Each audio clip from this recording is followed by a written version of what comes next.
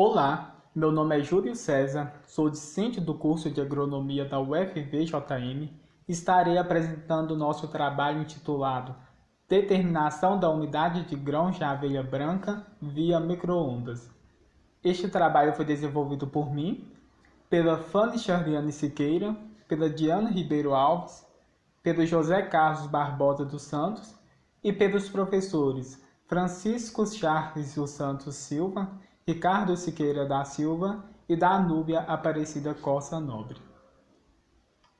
A aveia branca, cujo nome científico é Avena sativa, é uma gramínea amplamente utilizada na panificação e apresenta altos teores de fibra alimentar relacionados à redução dos níveis de colesterol e de doenças coronárias, o que justifica o interesse dos consumidores. E é notável um leve aumento na área cultivada com a espécie, devido ao favorecimento das condições climáticas, com o aumento da produção de culturas de inverno.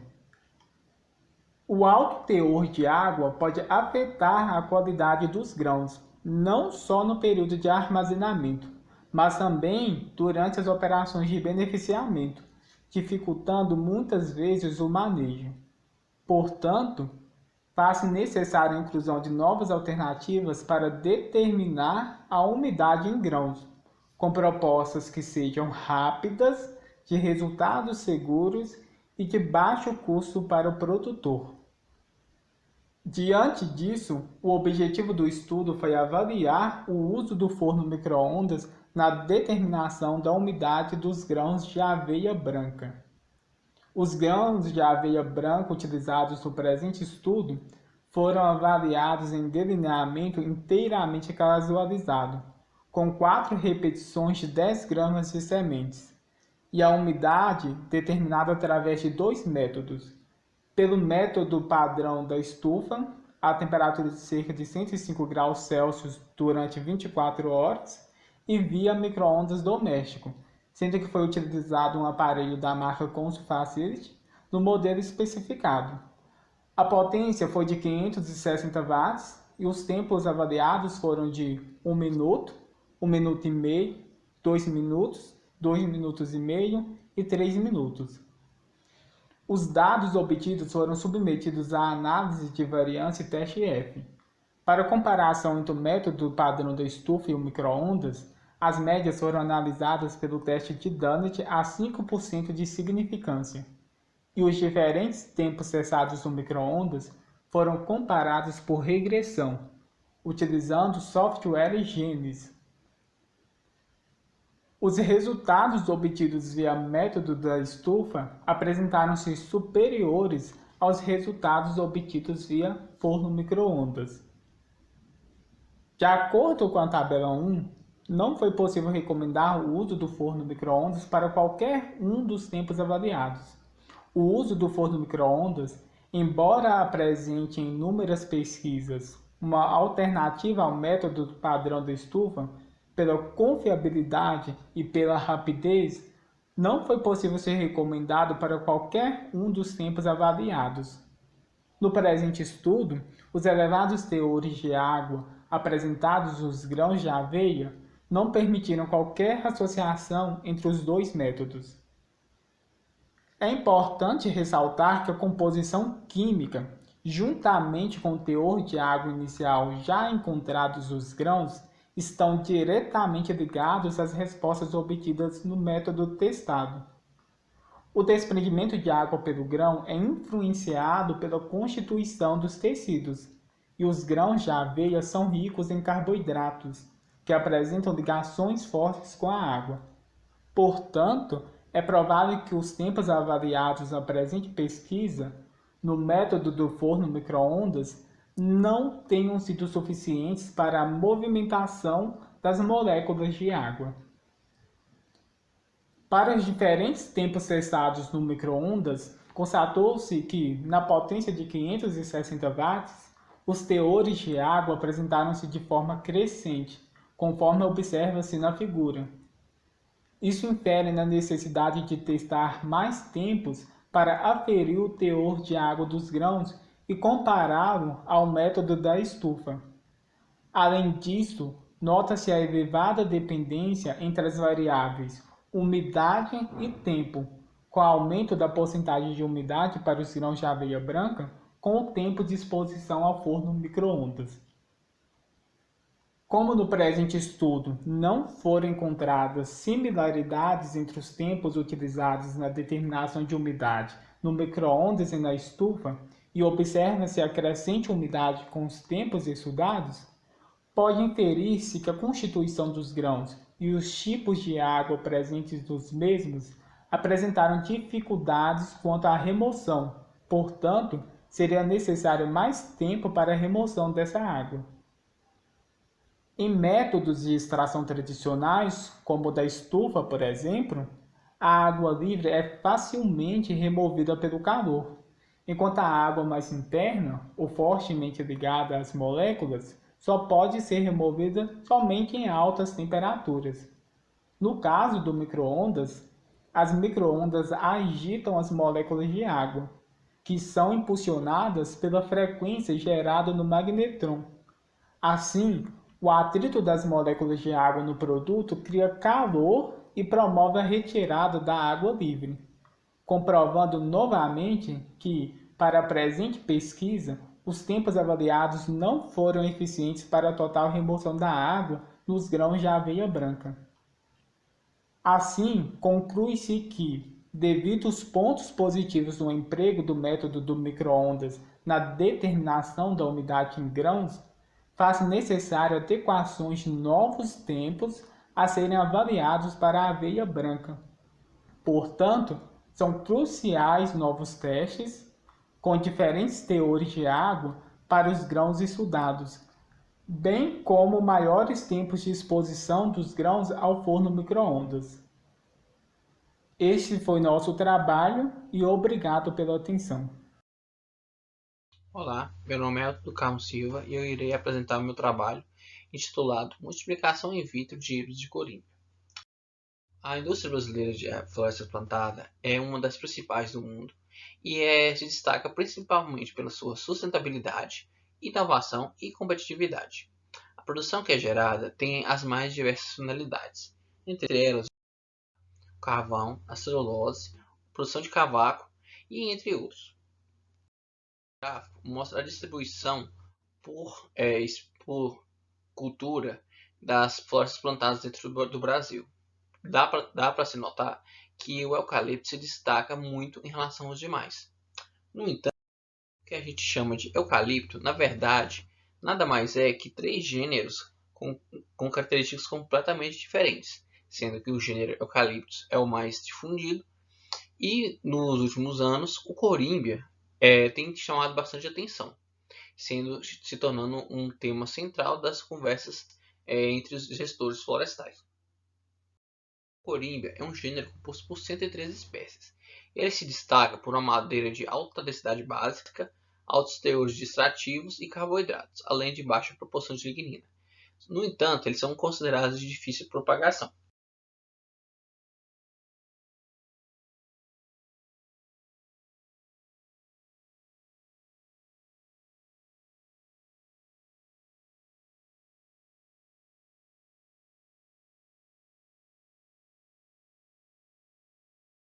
Técnicas é a micropropagação, que é uma técnica que tem diversas finalidades e vantagens, como a preservação do germoplasma, a produção de plantas livres de doenças, a multiplicação rápida de plantas em período e espaços reduzidos, o rejuvenescimento clonal e a produção de mudas de genótipos selecionados.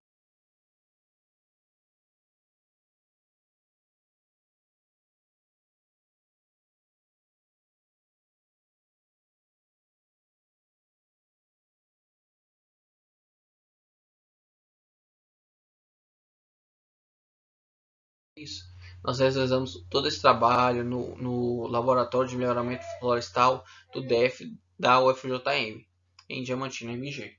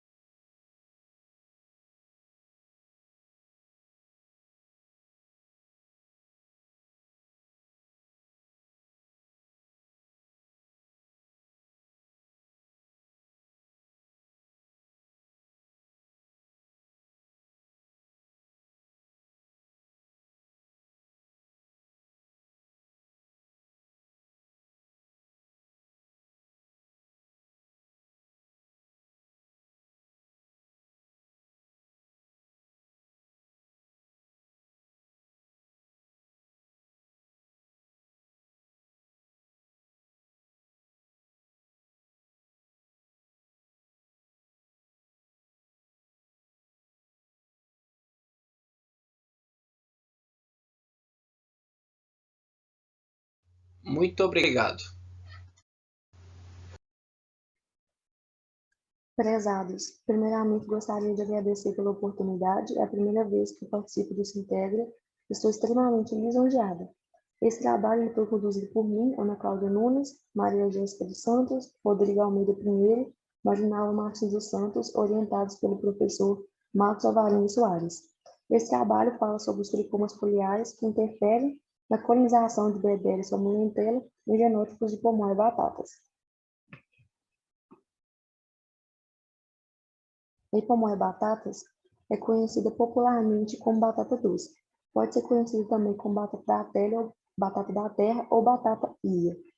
É uma dicotiledônea da família Convolvulaceae, que apresenta mais de 60 gêneros e mais de 1.930 espécies.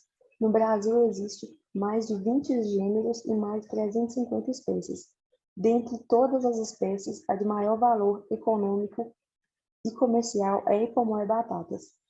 Essa espécie ela apresenta muita variabilidade genética, e isso é muito nítido em relação às suas cores, sabores, texturas, formas, entre outras características muito típicas da hipomóia batatas. A batata doce é uma raiz tropical de grande importância mundial. Ela é considerada como um alimento imprescindível para a segurança alimentar, sobretudo em países em desenvolvimento como o Brasil. Uma perspectiva mais histórica, ela já representou fonte de alimento muito importante para boa parte da população dos Estados Unidos na crise de 1929. O Brasil ele produz mais de 800 mil toneladas anualmente dessa planta. Ela é muito rica em carboidratos, proteínas, zero gordura e fibra. E também é uma planta de muito fácil cultivo. Ela não necessita de muita água e também não necessita de solos muito férteis. E também é de ampla possibilidade de uso. É uma planta que pode ser consumida desde as folhas até as raízes. Muitas pragas também podem atacar essa planta, a hipomóia batatas. Essas pragas elas podem atacar desde as raízes até os ramos. E a praga em questão é a Bacteria salmonella, que tem ocorrência somente em Minas Gerais. Ou seja, houve registro dessas pragas somente nas cidades de Diamantino, de Lavras e de Salinas. Essa praga ela alimenta-se de toda a família da Convolvulaceae, e ela começa consumindo o mesófilo da folha em sua fase larval, chegando até os vasos condutores, prejudicando a concentração de água e nutrientes, assim prejudicando a eficiência de toda a planta. A planta por si só ela pode desenvolver alguns mecanismos bem característicos, mecanismos morfológicos, para poder se proteger de certas injúrias e de certas pragas. Algumas dessas estruturas elas são conhecidas por interferir na alimentação, oviposição, abrigo ou locomoção desses insetos, como os tricomas. Os tricomas eles podem ser das mais variadas formas, sendo retos, curvos, espiralados, tortuosos, simples e peltrados. Os tricomas eles são apêndices epidérmicos e eles são conhecidos como obstáculos em relação às herbívoras. Eles são obstáculos para toda a sua reprodução, entre outras coisas. Eles estão sendo muito associados, esses tricomas, em relação à sua resistência ou suscetibilidade. Então, algumas plantas que apresentam tricomas específicos podem ser um tipo de proteção contra esses insetos ou pode contribuir. O principal objetivo desse trabalho foi realmente avaliar a eficiência ou não desses tricomas foliares na colonização de Bebélia salmonella em plantas de pomão e batatas. Esse experimento ele foi conduzido em casa de vegetação, foram selecionados 11 genótipos diferentes. Esse trabalho foi realizado com 10 repetições. As folhas, para contabilizar as folhas, foram separadas essas folhas e tirados 5 quadrantes dessas folhas, demarcados 5 quadrantes, e os mil números de tricomas foram contados com auxílio de microscópio óptico. Foi confeccionado uma gaiola circular, onde foi vedada e onde também foi feitos orifícios, e essas 11 folhas selecionadas de cada cultivar diferente foi acoplado nesses orifícios, sem serem destacados das plantas, e após isso foram soltos, liberados nessa gaiola, 50 adultos da Bacteria salmonella, sendo 25 fêmeas e 25 machos. e após todo esse processo foram contados o número de oposições após um determinado tempo, 24 horas, 48 horas e 78 horas. A criação de bebês somonentelo foi realizada dessa forma, foram realizados por meio de meio cultivo e depois foram liberados nessa gaiola, como eu mencionei. Os resultados que encontramos no final desse trabalho foi que os genótipos de Pomoia batatas não apresentaram relação entre a densidade de tricomas, ou seja, foi bem similar a relação de ovoposição nesses genótipos em relação a todos os genótipos, foi bem parecido. E a preferência de ovoposição de Berdella somonentella para alguns insetos, a pilosidade desses tricomas ele pode ser positiva, pois pode ser positiva para a planta e negativa para o inseto, pode dificultar a locomoção, a alimentação, entre outros. Em relação a essa planta, não houve nenhuma interferência em relação aos tricomas, eles não interferiram na ovoposição, tanto é que as plantas que apresentaram mais tricomas foram ovopositadas da mesma maneira. Então, os resultados foram que realmente os tricomas não interferiram na ovoposição e, consequentemente, não interfeririam na infestação desse inseto na planta. A preferência de Berdella somonentella para a ovoposição não apresentou relação com a densidade de tricomas foliares nos genótipos avaliados de Pomoia batatas. Como eu mencionei, foram um número de ovoposições muito similares e mesmo em genótipos onde houve maior produção e maior número de tricomas foram ovopositados da mesma maneira. Então, os tricomas eles nem contribuíram nem interferiram nessa ovoposição. Mas conhecer a morfologia da planta em relação aos insetos é muito importante, principalmente para desenvolver estratégias para controle dessa praga. Conhecendo essa relação entre planta e entre praga, você pode ter uma maior eficiência nas estratégias de controle dessa praga. E também em relação ao melhoramento genético, sabendo que uma planta possui tricomas que interferem na colonização, na ovoposição de uma praga, você pode tirar esses genes e, a partir daí, melhorar essa planta para que esses tricomas acabem realmente protegendo totalmente essa planta, ou tornando uma planta melhorada e totalmente resistente a esses insetos. Gostaria de agradecer ao meu núcleo de estudos, que é o NEMIP, de Manejo Integrado de Pragas, da UFJM, e a Universidade Federal dos Vales do Jequitinhonha, por essa oportunidade. Espero poder participar mais vezes e muito obrigada a toda a equipe do Sintegra.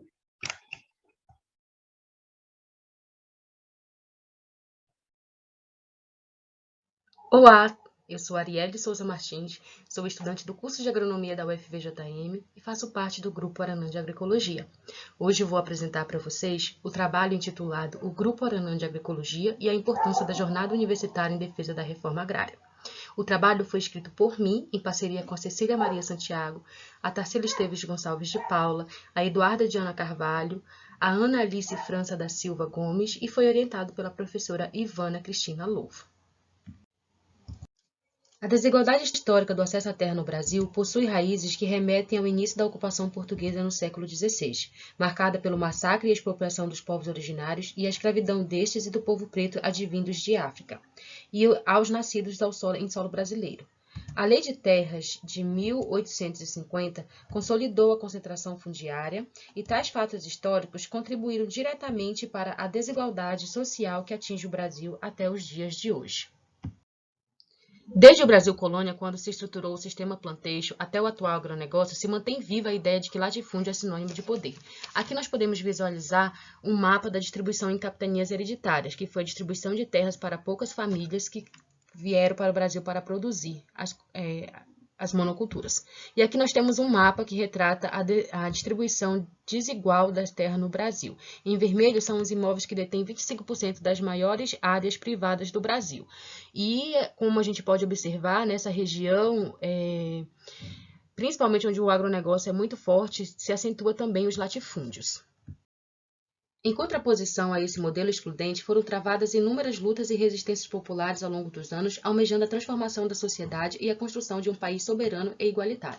Aqui nós podemos visualizar uma foto da Liga Camponesa de 1955, que foi silenciada em 1964 pela ditadura militar. Neste cenário, surge o Movimento dos Trabalhadores Rurais Sem Terra, o MST, em 1984, com o intuito de organizar os trabalhadores rurais e, apesar do MST contribuir para o assentamento de 924.264 famílias, desde o seu surgimento, é notória a tentativa de criminalização e acentua a ação truculenta do Estado e de latifundiários. Em abril de 1996, no estado do Pará, ocorreu o massacre de Eldorado dos Carajás, onde 21 trabalhadores rurais foram assassinados. Desde então, ocorre a mobilização da Jornada Nacional de Luta pela Reforma Agrária, que visa manter viva a memória dos trabalhadores que foram assassinados durante o massacre de Eldorado dos Carajás. Dentre as ações, foi criada a Jornada Universitária em Defesa da Reforma Agrária, JURA, que desde 2014 mobiliza várias instituições de ensino superior a discutir a reforma agrária popular e a educação pública como base para a construção de um projeto popular para o Brasil, bem como reconhecer os movimentos populares do campo como sujeitos coletivos de produção de conhecimento e a legitimidade de suas lutas em defesa da qualidade da alimentação do povo brasileiro e da democratização da terra, educação, saúde, cultura e comunicação. Nesse momento, cabe situar sobre o Grupo Aranã de Agroecologia e sua atuação na Universidade e no Vale do Jequitinhonha. Em 2005, foi criado na UFVJM o Grupo Aranã de Agroecologia, um coletivo de autonomia e autogestão estudantil que atua de forma não hierarquizada. Enquanto a ação visa interligar conhecimentos teóricos acadêmicos com saberes e práticas populares e tradicionais, com base nos princípios da agroecologia e a educação popular libertadora.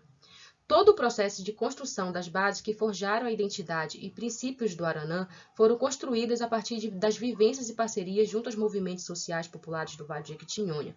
Portanto, torna-se imprescindível a participação do grupo em espaços de construção de um novo projeto para o campo brasileiro. Portanto, o objetivo desse trabalho é registrar e divulgar a toda a sociedade e comunidade acadêmica a atuação do Grupo Aranã de Agroecologia na construção da JURA. A primeira edição da JURA na UFJM, Campus Diamantina, ocorreu em abril de 2014, realizada nas ruínas do restaurante universitário. Teve como tema a UFVJM nas lutas sociais, questão agrária em debate. A construção foi realizada pelo movimento estudantil da universidade, com importante atuação do Grupo Aranã de Agroecologia. Neste mesmo ano, um coletivo de estudantes, professoras e professores da UFVJM Campus Mucuri, juntamente com militantes dos movimentos sociais, realizaram a JURA em Teófilo Otoni, Minas Gerais, onde foi debatido a reforma agrária popular como alvo de luta pela terra. Em abril de 2018, a JURA foi organizada novamente em Diamantina. O objetivo da jornada foi promover momentos de discussão sobre os temas relacionados à questão energética, agrária, de gênero, políticas públicas para o campo e pedagogia da alternância como ferramenta metodológica construída nas experiências dos movimentos sociais com a educação do campo. No ano de 2021, a comissão organizadora da JURA foi composta por 21 organizações da sociedade civil, movimentos sociais populares do campo e da cidade e grupos ligados ao UFVJM. Teve como tema Terra, Alimento e Trabalho, Educação e Cultura Popular no Esperançar da Vida. Ocorreu de 30 de julho a 31 de agosto de 2021, com as atividades temáticas em encontros semanais na modalidade online, transmitido via plataforma do YouTube e Facebook. O evento contou com a cerimônia de abertura, 8 mesas de debate e abordou as seguintes temáticas: Educação e Cultura, Trabalho e Saúde, Lutadores do Povo e Precarização da Vida, Terra, Território, Agro e Agroecologia, Resistência aos Grandes Projetos, Plenária Regional do Fórum do Vale, Por Vida e Abundância, e uma edição especial da Rádio Zóio d'Água, Prosa e Cultura. Além disso, participaram 15 facilitadores e 9 artistas populares do Vale do Jequitinhonha e Mucuri, com um total de 232 inscrições e 3.247 visualizações dos vídeos publicados no canal da JURA no YouTube. Conclusão. A construção e a própria Jura mostram-se como um importante espaço de articulação e aproximação dos mais diversos movimentos sociais populares do campo e da cidade, organizações da sociedade civil e a universidade, além do fortalecimento das bandeiras de luta, formação política, diálogo com a sociedade, aproximação e o conhecimento acerca das realidades plurais dos vales do Jequitinhonha, Jequitinhonha-Baiano e Mucuri. Desta forma, a participação do Grupo Aranã de Agroecologia na organização da Jura cumpre um papel fundamental para o fortalecimento da agroecologia na universidade e no território ao qual o grupo está inserido. Contribui para a formação crítica e coloca os estudantes como protagonistas na construção de uma universidade socialmente referenciada. Gostaríamos de agradecer a oportunidade ao FVJM e também à comissão organizadora da 8ª Semana da Integração Ensino, Pesquisa e Extensão e parabenizá-los pelo belíssimo trabalho. Aproveito a oportunidade para agradecer a todos os companheiros e companheiras que fizeram da Jura um evento maravilhoso, enriquecedor e muito importante. Agradeço também a todos e todas que assistiram a esse vídeo até o final. Muito obrigada! Boa tarde, sou Ana Luísa, aluna de agronomia. Vou falar um pouco para vocês o trabalho que foi realizado sobre a avaliação biométrica de variedades de cana-de-açúcar nas condições edafoclimáticas de Diamantina, em Minas Gerais, com a ajuda da Cláudia e do professor Ricardo Siqueira. A cana-de-açúcar, por ser uma cultura altamente produtiva e versátil, apresenta diversos produtos derivados do seu cultivo, como o etanol utilizado para combustíveis de carro, o açúcar, a rapadura e a cachaça, utilizados no ramo alimentício. A sigla RB significa República Federativa do Brasil, originada através da RIDESA, antiga Planalto-Sucar, que é uma rede interuniversitária para o desenvolvimento do setor sucroenergético, onde eles visam a expansão da cana-de-açúcar no país através do melhoramento genético, realizando estudos através do clima, solo, manejo para que a cultura consiga se adaptar melhor. O clima, o solo e a escolha da espécie são fatores importantes para se ter uma boa produção, uma vez que o clima é de extrema importância para a produtividade da cana. Através do trabalho, foi observado que são poucos os experimentos que interrelacionam fatores como clima, solo e variedades com a fenologia da cana-de-açúcar. Com isso, torna-se primordial a caracterização mais detalhada das respostas das variedades RB de cana-de-açúcar aos elementos meteorológicos e de solo em diferentes regiões. O objetivo do trabalho foi avaliar o desempenho das variedades de cana-de-açúcar RB ao longo do outono em Diamantina, Minas Gerais. O experimento foi realizado na Universidade Federal dos Vales do Jequitinhonha e Mucuri, na área demonstrativa do Grupo de Estudo Agrime. Lá tem uma altitude de 1.404 metros, o clima do local é com inverno seco e chuvas no verão, com temperatura média de 20 graus Celsius, e o experimento ocorreu no período de março a junho de 2020. Foi avaliado no experimento o número de perfilhos, o diâmetro do colmo, o número de folhas, a largura e o comprimento das folhas por perfilho, e foram escolhidas 5 variedades de cana, sendo elas a RB 72454, RB 855035, RB 99395, RB 825036 e, por fim, a RB 865230. O experimento foi disposto em delineamento em blocos casualizados com 5 repetições. Para análise de dados, foram realizadas a diferença entre os valores do final de junho pelos valores coletados no início de março para verificar o incremento de cada variedade obteve ao longo do outono. Os dados foram analisados no software Sigmaplot e a comparação das variáveis de cada variedade foi realizada a análise de variância ANOVA. Para os resultados que deram significativos, foi realizado o teste de Tukey para a comparação das médias e, além disso, a análise de correlação de Pearson foi realizada para comparar a relação entre as variáveis. Como resultado, vamos ter o número de folhas por perfilho, em que nele não houve diferença significativa entre os perfilhos, ou seja, que de acordo com a estatística, o número de perfilhos foi parecido para todas as variedades, porque na hora de fazer a análise de variância, o valor de P deu maior do que 0,05, sendo assim não é necessário fazer o teste de médias. Esse valor de P se deu por conta da grande variabilidade entre as repetições. Isso pode ter ocorrido devido à fase em que a cana se encontrava, que é de crescimento do como. Ela estava com 214 dias, porque os comos que são formados primeiros vão precisar de mais disponibilidade energética, sendo eles mais grossos e resistentes, sobrevivendo assim mais tempo. Em seguida, temos o resultado do número de folhas por perfil. A variedade em azul e rosa apresentaram maior incremento, assim pode ter ocorrido provavelmente porque elas receberam maior interceptação solar, ajudando na fotossíntese e no desenvolvimento da folha. Já o diâmetro do como, a cultivar em verde apresentou maior incremento, seguidas pela roxo e amarelo.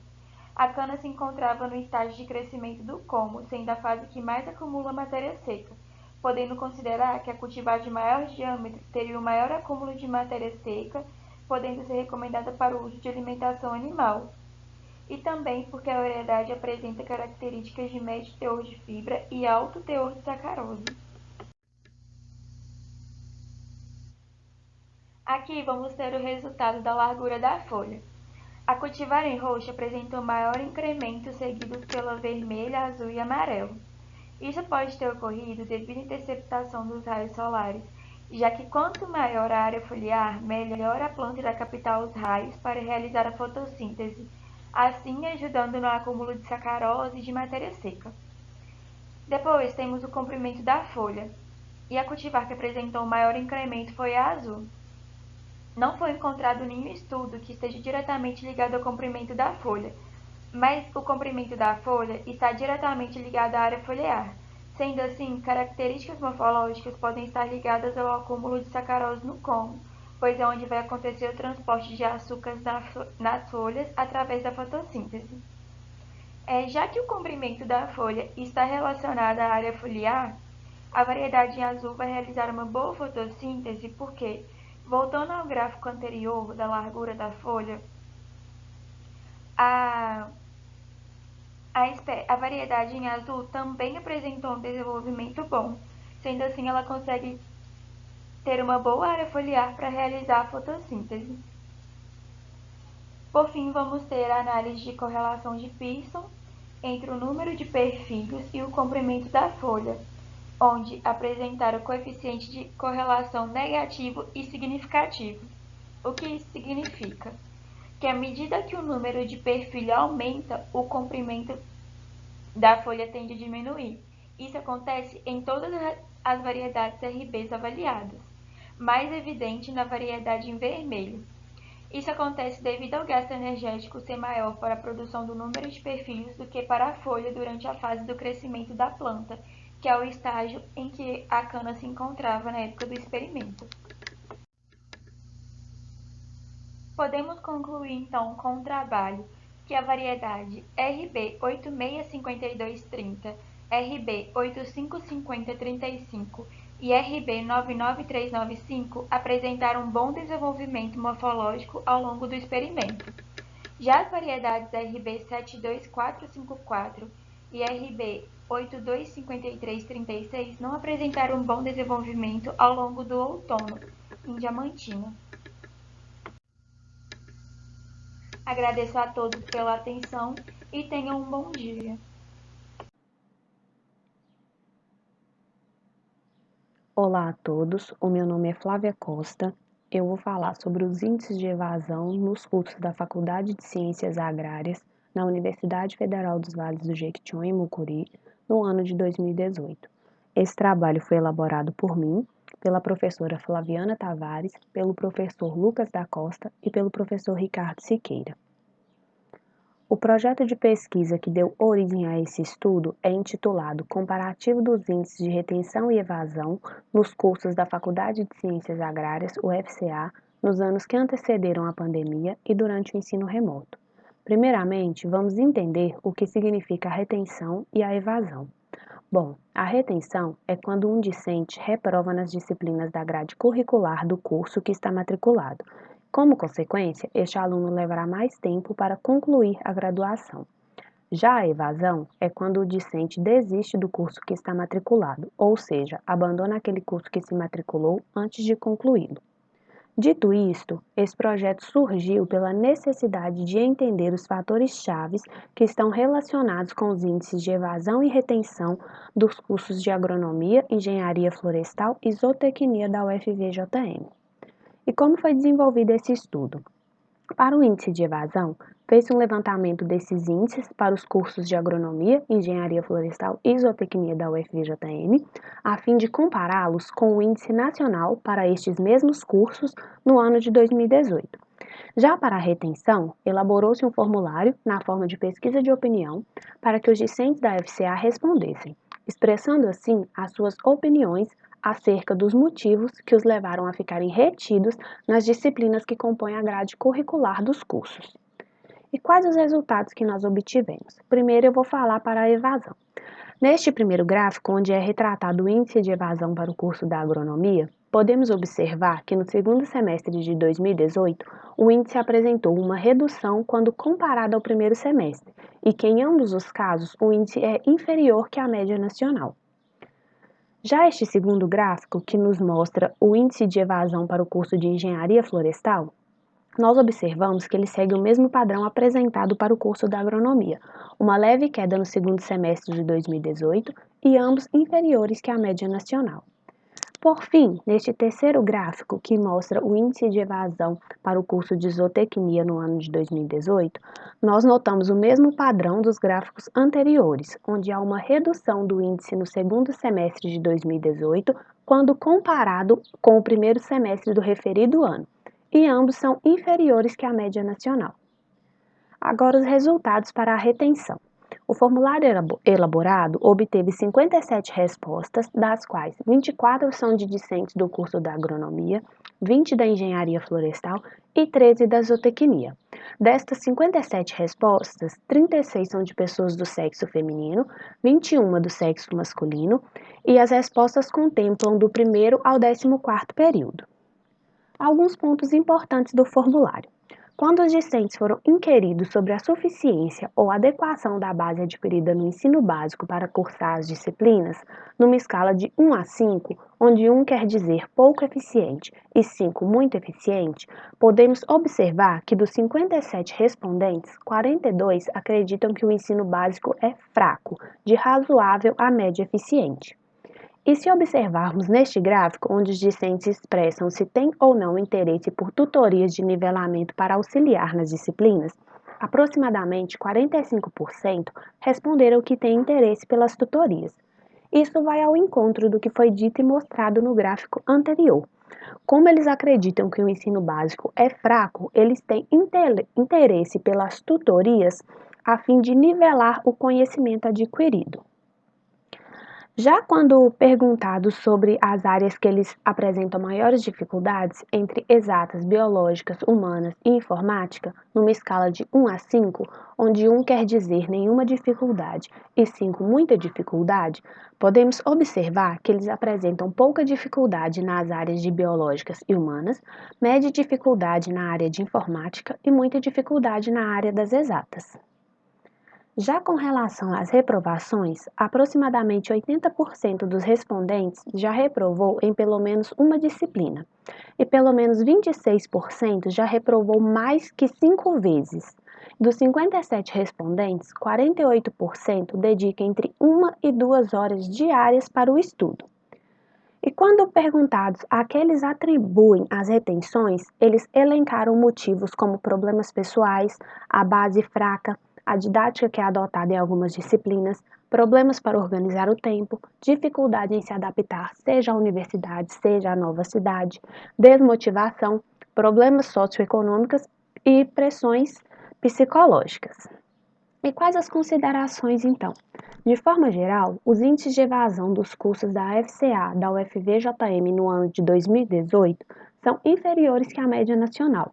Já para a retenção, a percepção dos fatores-chave são de que o ensino básico é falho, as condições socioeconômicas influenciam no desempenho dos discentes e eles apresentam ainda dificuldades em organizar o seu tempo. A referência bibliográfica. E eu gostaria de agradecer ao Programa de Educação Tutorial, o PET Estratégias, do qual esse projeto faz parte, e também ao evento pela oportunidade de apresentar o trabalho. Muito obrigada.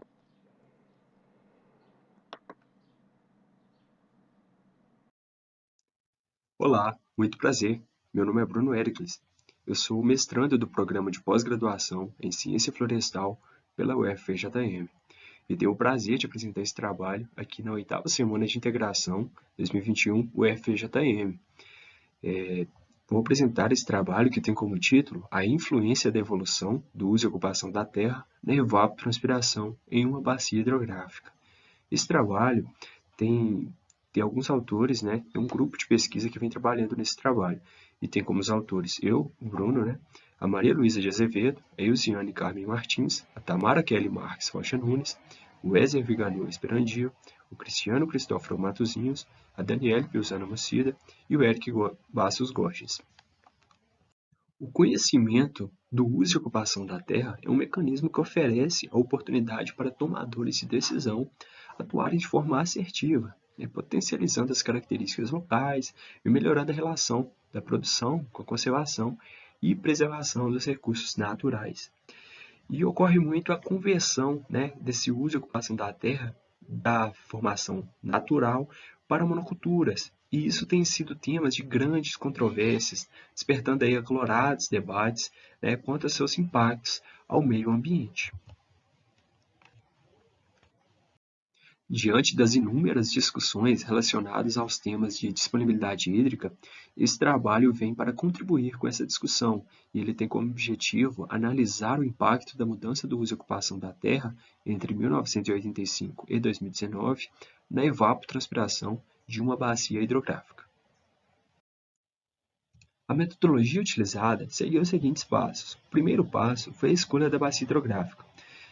Escolhemos a bacia hidrográfica do Rio Jequitinhonha, pegamos todos os dados no IDS-SEMA e procuramos encontrar dentro dessa bacia qual a subbacia que mais sofreu mudança no seu uso e ocupação com a introdução de área de silvicultura, floresta plantada.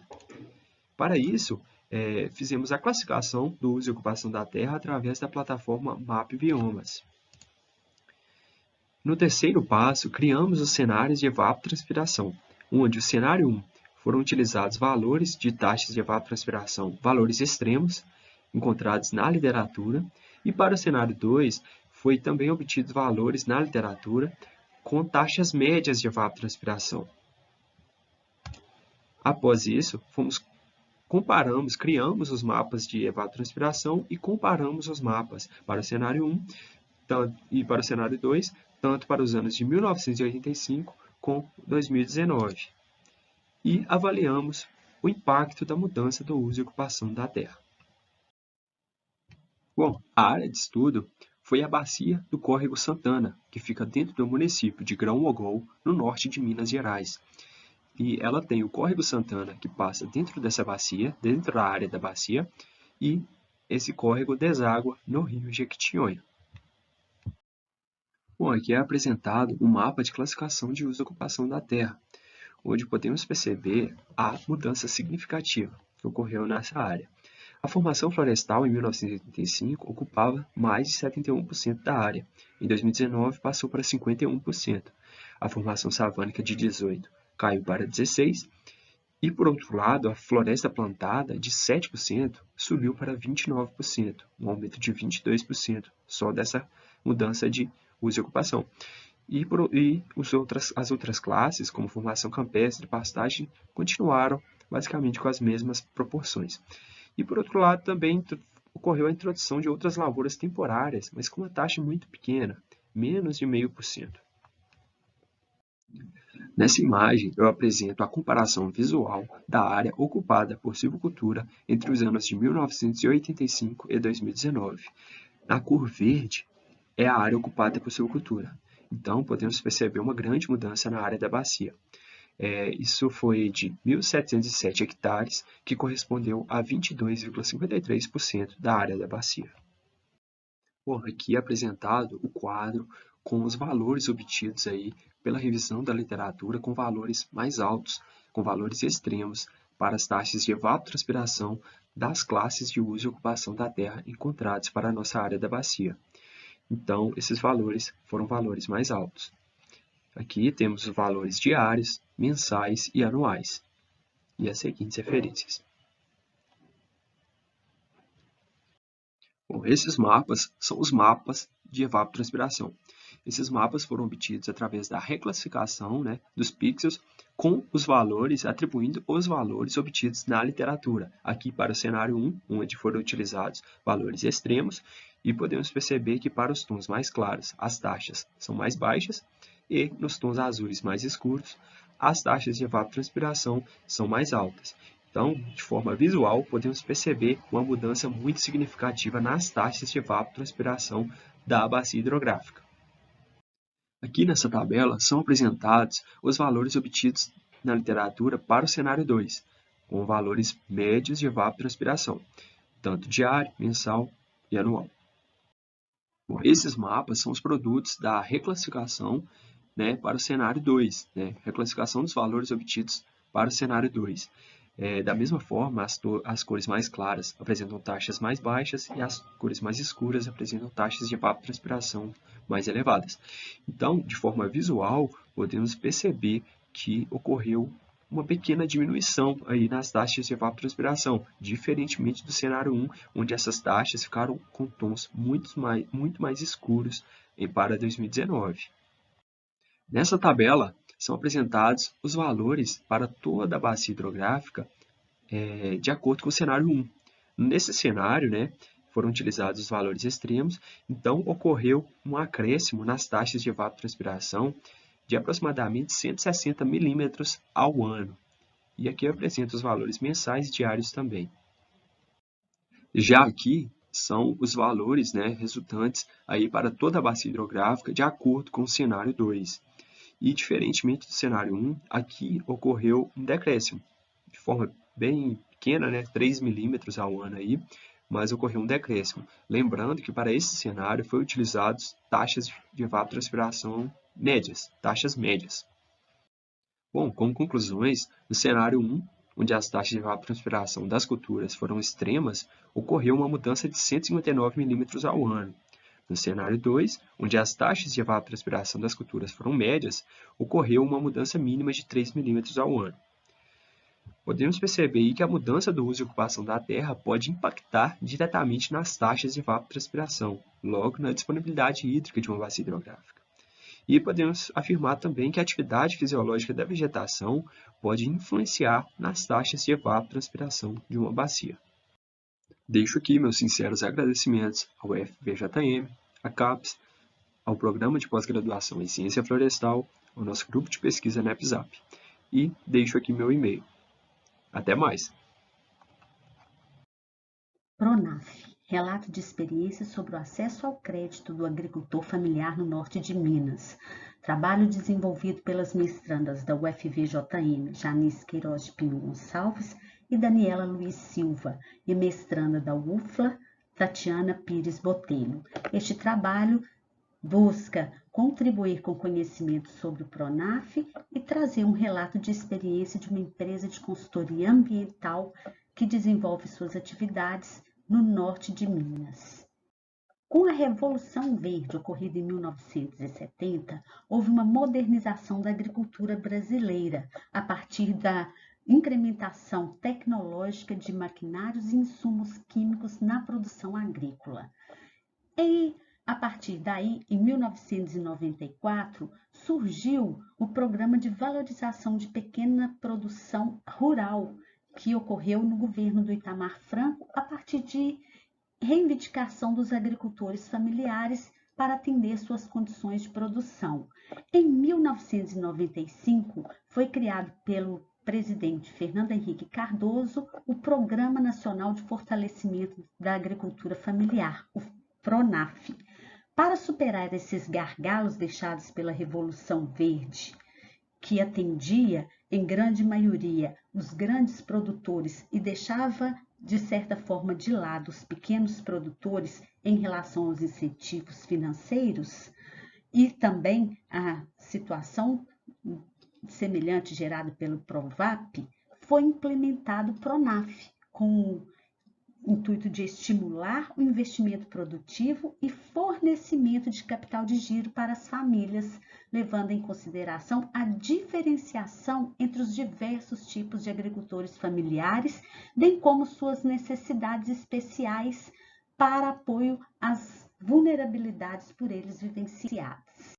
A mesorregião do norte de Minas é onde atua a empresa de consultoria ambiental, no qual fará relato de experiência nesse trabalho. A região possui 89 municípios, sendo que 17 deles são da atuação da empresa de consultoria.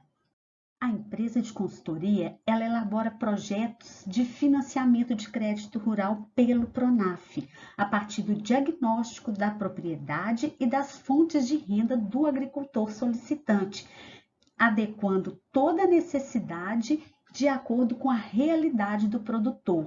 Os estudos, eles apontam o PRONAF como um programa de grande relevância para o meio rural, principalmente pelo fato de oportunizar acesso aos recursos para investimentos nas propriedades com vistas à ampliação da produção.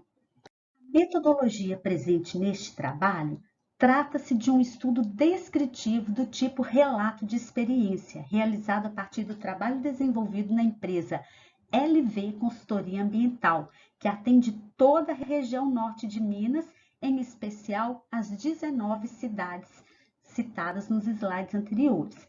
A metodologia usada neste trabalho pode ser classificada como qualitativa. Nesse sentido, para o desenvolvimento do presente trabalho, foi realizada uma pesquisa bibliográfica em artigos científicos, trabalhos acadêmicos, além de textos disponibilizados pelos professores das disciplinas. Para isso, foram usados artigos que tratam do PRONAF e o papel das empresas de consultoria e assistência rural.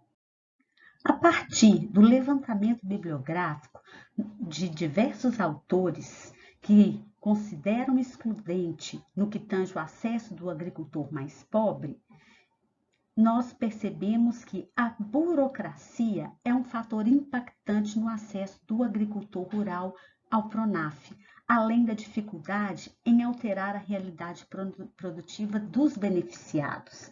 Pelo relato de experiência, também podemos identificar que alguns produtores ficaram reféns ao pagamento do empréstimo, sem crescimento na sua capacidade produtiva, o que quer dizer que eles constantemente recorriam ao empréstimo, mas não aumentava sua capacidade de produção, mantinham-se estáveis em relação ao que teriam de potencial produtivo. Tanto a revisão bibliográfica quanto o relato de experiência apontaram a necessidade de uma atuação mais ampla de políticas sociais que apoiassem os produtores para o uso adequado do crédito e a falta de assistência técnica mais próxima ao produtor também foi um fator relatado, e essa necessidade de apoio favoreceria um melhor desenvolvimento e aplicação dos recursos. Os apontamentos da projetista foram coincidentes com as considerações que lemos de diversos autores no que tange a dificuldade de acesso ao programa por causa da burocracia do processo, a dependência dos recursos financeiros pelos agricultores, a falta de gerenciamento dos recursos obtidos e a falta de acompanhamento tanto na aplicação dos recursos quanto no investimento dos agricultores. Portanto, é uma necessidade que haja um acompanhamento, uma orientação desde o início do processo, um acompanhamento da aplicação e desenvolvimento das atividades e, consequentemente, em prol dos resultados que serão obtidos. Ainda que o PRONAF tenha o objetivo de ampliar o financiamento da agricultura familiar, nós podemos perceber que há uma necessidade de aprimoramento da orientação ao acesso, visando possibilidades de melhoria das unidades produtivas, bem como o acompanhamento dos resultados obtidos pelos agricultores para que efetivamente colaborem no desenvolvimento agrícola, de forma que os agricultores consigam expandir seus negócios, obtendo maior lucro e melhores resultados nas suas produções. Essas são as referências bibliográficas utilizadas e que estão disponibilizadas para consulta. Nossos agradecimentos à Universidade Federal dos Vales do Jequitinhonha e Mucuri e à Universidade Federal de Lavras. Bom dia, meu nome é Luiz Henrique, sou aluno da graduação do curso de Engenharia Florestal da Universidade Federal do Vale do Jequitinhonha e Mucuri. E hoje eu vou apresentar o trabalho intitulado Métodos para a Extração de DNA Genômico, do Thomastocures Peregrinos, que é de minha autoria, do Marcelo Luiz de Laia, Jéssica Nayara dos Santos, Tiago Aparecido Vieira Neves, Juliana Pereira Leite, Janaína Fernandes Gonçalves e Ariadne Marques. O Thomastocures peregrinus, popularmente conhecido como percevejo bronzeado, é um inseto fitófago capaz de promover grandes prejuízos econômicos em plantios de eucalipto. Tendo em vista a importância econômica do eucalipto cultural, o controle dessa praga é fundamental, considerando que os métodos de controle mais indicado é o controle biológico. Faz-se necessário compreender a fisiologia do inseto. Podemos observar nas fotos o inseto e a criação massal, que está situado no Laboratório de Controle Biológico do Departamento de Engenharia Florestal, objetivando-se verificar se há uma flora microbiológica simbiótica. A extração do DNA é necessária. Assim, diferentes metodologias para essa finalidade foram testadas. Amostras compostas por 5 insetos, retirados da criação massal de percevejos e previamente congelados a menos 20 graus Celsius, foram submetidos a processos de desinfestação superficial em álcool 70% por 1 minuto, em hipoclorito de sódio a 2% por 2 minutos e mergulhado 2 vezes em água destilada por 2 minutos cada uma. Posteriormente, as amostras receberam 30 microlitros de tampão de Lise e foram submetidas a 4 distintos métodos de maceração. O primeiro teste, a maceração com uso de bits de aço de 3,2 mm por 1 minuto em disruptor, em sua potência máxima. No segundo teste, a maceração com uso de bits de aço de 3,2 mm por 15 segundos, no mesmo disruptor, em sua potência máxima. No terceiro teste, a maceração com uso de bits de aço 2,3 mm por 15 segundos, no mesmo equipamento, em sua potência 3. No teste 4, a maceração com uso de pistilho de acrílico diretamente no tubo de polipropileno de 1,5 ml. Após a obtenção do macerado e a extração do DNA genômico, utilizando o protocolo de extração apresentado no slide, podemos observar na imagem 1 a presença do pellet. Logo, uma líquida de 4 microlitros de cada amostra de DNA obtida foi submetida à eletroforese em gel de agarose a 0,8%.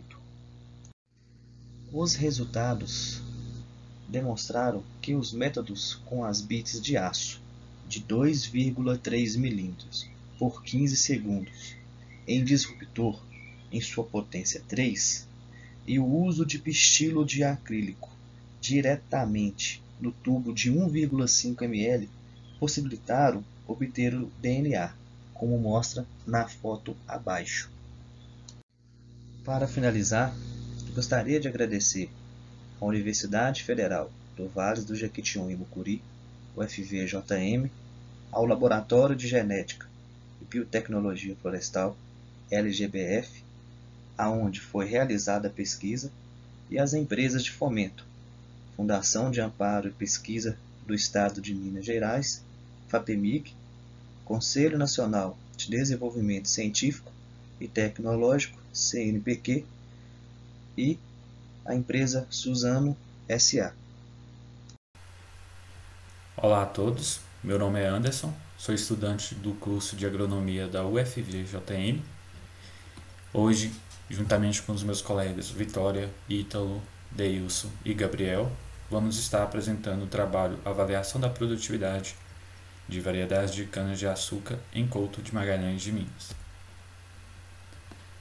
Bom, quando a gente pensa na produção de cana-de-açúcar no mercado atual, a gente também tem que levar em conta que essa produção, que esse destaque que o Brasil se encontra hoje, é graças ao melhoramento genético, né?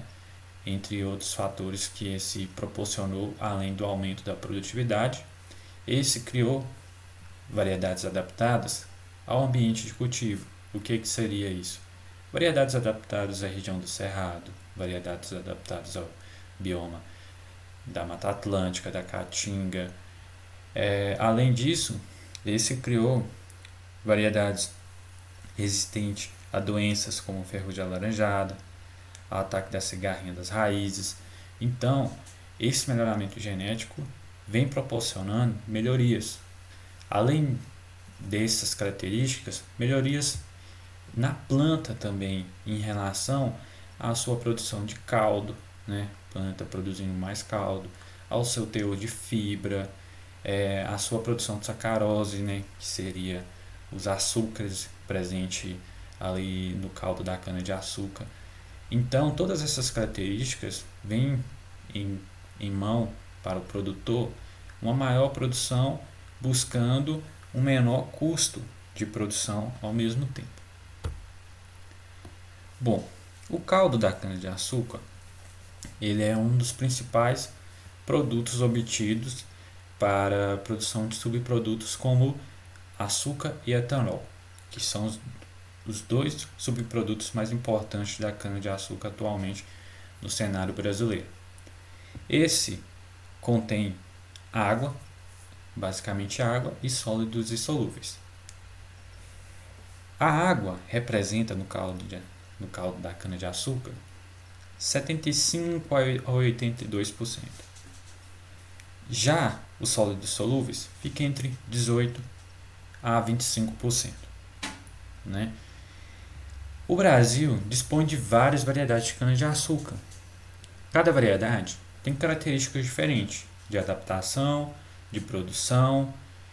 Com isso, o objetivo desse trabalho foi avaliar entre as variedades que será citada a seguinte,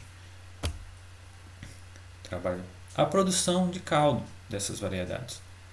As variedades são RB 867515, RB 92579, RB 72454, RB 835054 e RB 855035. Essas variedades foram avaliadas aqui na região de Couto de Magalhães de Minas. A análise da biomassa dessas variedades, o que foi utilizado para avaliar a produção dessas variedades foi peso inicial dos colmos.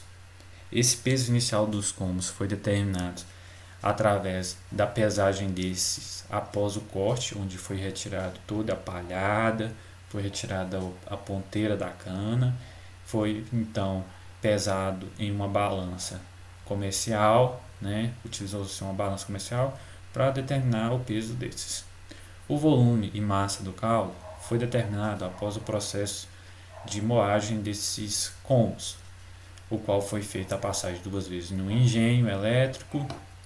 O volume foi coletado em um recipiente onde foi determinado um recipiente com volume conhecido, né, e aferido esse volume.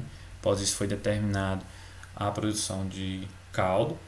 A produção de massa do caldo foi determinada através da pesagem no caldo, né, onde se pesou em uma balança, desconsiderou o peso do recipiente. O Brix foi determinado através de um sacarímetro, onde esse foi imerso em uma solução em um recipiente, contendo caldo. E a fibra foi determinada através de fibra de detergente neutro e fibra de detergente ácido. Como a gente pode ver aqui nessa tabela, a produção de Grau-Brix não foi significativa. Isso que isso quer dizer? Não teve uma variedade com produção superior significativamente em relação às outras. A produção de garapa por litros foi significativa, onde a variedade RB 72454 apresentou as maiores médias de produção.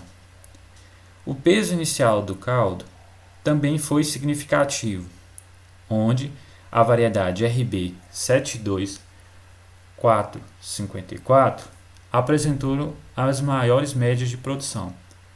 A massa do caldo também foi significativa, onde a variedade RB 72454 apresentou as maiores médias de produção.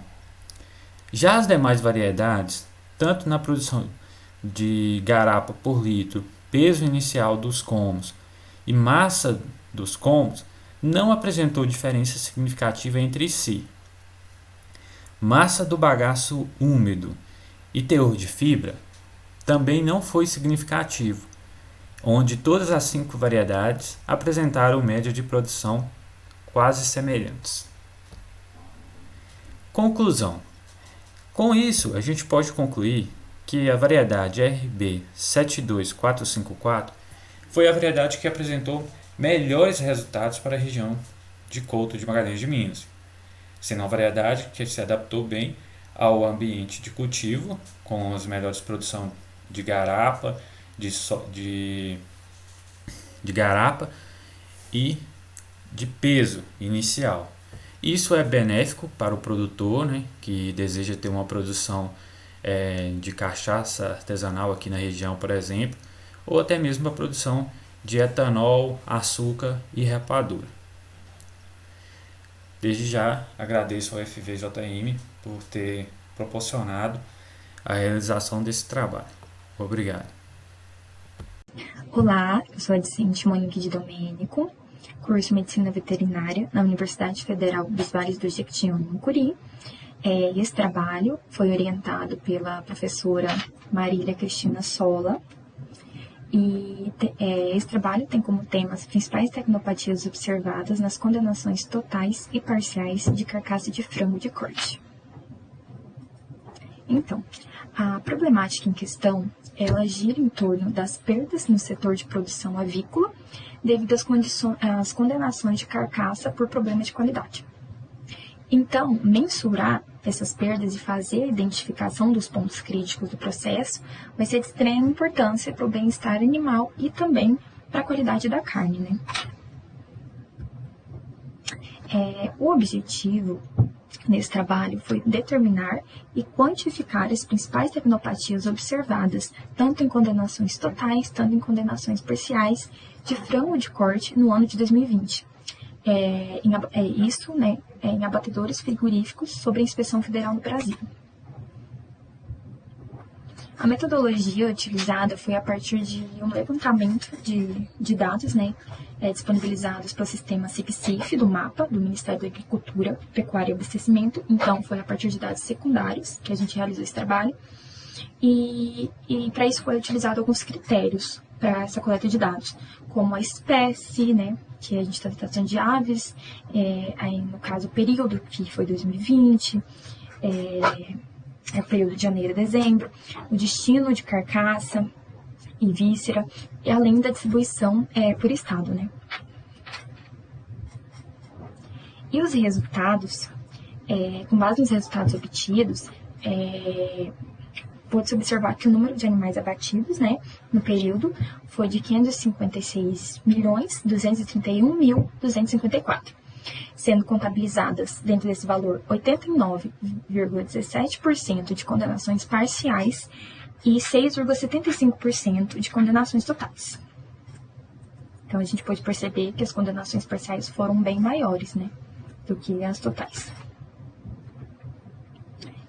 Dentre desses resultados, das condenações parciais de carcaça, 99,62% foram por fratura, e essa fratura inclui na hora do apanho, transporte, da pendura e entre outros.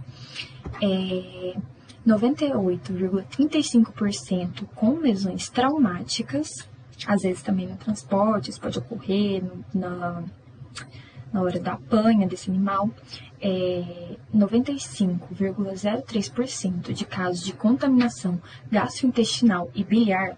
Como a gente está tratando de condenações parciais, se aproveita parte da carcaça porque às vezes essa contaminação pode ser em pequenas porções, né? Sendo possível o aproveitamento.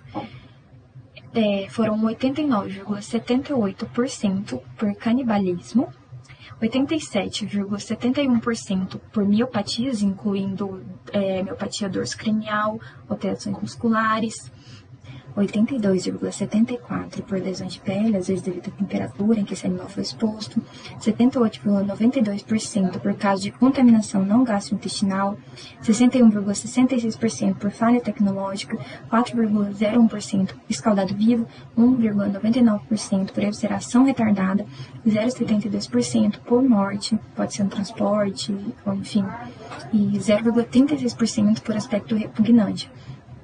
Que esse aspecto repugnante, às vezes, é uma alteração da cor, no aspecto da carne. Aqui até tem um gráficozinho das condenações parciais, demonstrando essa diferença, né? Aqui tem o canibalismo, fratura, até o aspecto repugnante, que é o menor de todos, né? 0,36% a gente quase não consegue ver aqui, que o número é pequeno, mas ainda assim a gente contabiliza, porque gera uma perda, né, no setor. E quanto à condenação total, foram contabilizados 100% por impureza, então não houve condenação por impureza parcial, só total. Então, 98,32% por aspecto repugnante, como citei anteriormente, que pode ser gerado no estresse pré-abate ou por um transporte inadequado. Então, 95,36% escaldado vivo, 93,91% por septicemia, às vezes uma intensificação do setor avícola pode propiciar uma condição favorável para uma presença de algum patógeno, às vezes por um erro de manejo sanitário e alguns outros fatores. 83,78% por evisceração retardada, 58% por morte, 36,99% por falha tecnológica, 15,99% contaminação não gastrointestinal, 14,61% por coloração anormal, 6,02% por canibalismo, 4,40% por contaminação gastrointestinal e biliar, 1,56% por miopatias. As miopatias elas podem ser miopatia dorsal cranial, alterações musculares e outras. 0,99% por uma lesão de pele, 0,57% por uma lesão traumática e 0,36% por fratura. Então, aqui também temos um gráfico das condenações totais e a gente pode perceber, né, a diferença das condenações totais e parciais. Algumas têm maior índice de condenamento nas totais, ou às vezes tem maior nas parciais, então isso depende da condição, né? Então a gente pode ver que a septicemia, que aqui é uma das maiores, enfim, temos escaldado vivo, e entre outros. A gente consegue ver aqui a diferença comparado com outro gráfico.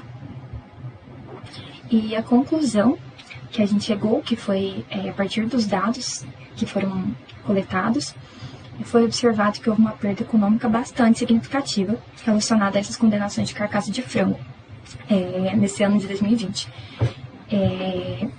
e quanto às contaminações parciais, a contaminação gastrointestinal biliar foi a tecnopatia mais recorrente, enquanto o aspecto repugnante foi a principal causa de condenação total das carcaças de frango. E quanto à ocorrência de a gente pode perceber que há bastante ocorrência de falha nesse sistema produtivo, né, devido a esse grande número de condenações só em um ano. Então, isso demonstra uma necessidade de melhoria no manejo para abate dos animais e manejo sanitário em geral. E aqui fica nosso agradecimento pelo Ministério da Agricultura, Pecuária e Abastecimento, o MAPA, e meu muito obrigada.